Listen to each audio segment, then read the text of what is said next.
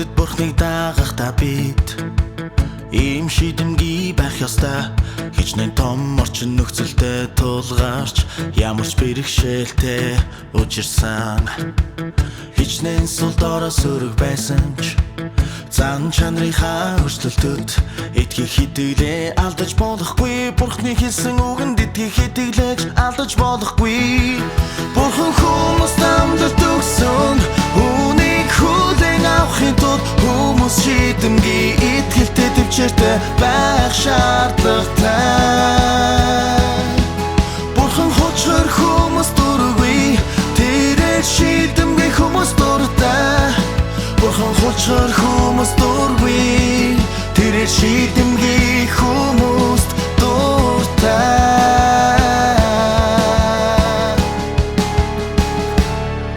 Чи маш их завхрал илчилж олон тойруу замаар явсан ч эсвэл олонгийн буруу үйлдэж Бурхны талаар гомдолж эсвэл шашин дотроос Бурхныг эсэргүүцэж зүрх сэтгэлдээ түүний эсрэг доромжлуулж байсан ч гэсэн энэ бүхнийг Бурхан хардаггүй.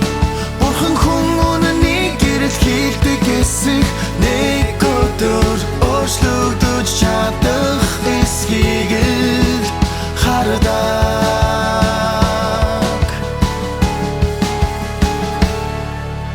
Хүмүүр хүүхдээ ойлгодог шиг Бурхан хүн бүрийг ойлгодог. Тэр хүн бүрийн бэрхшээл султал хэрэгцээг ойлгодог. Түүнээс жилүүгээр зан чанарын өөрчлөлтөд орох явцад хүмүүст ямар бэрхшээл султал бүтээл тулгархыг Бурхан ойлгодог. Эдгээр нь Бурхны хамгийн сайн ойлгодог зүйлс юм. Тиймээс Бурхан хүмүүсийн зүрх сэтгэлийг гүнийг шинждэг гэж хэлдэг.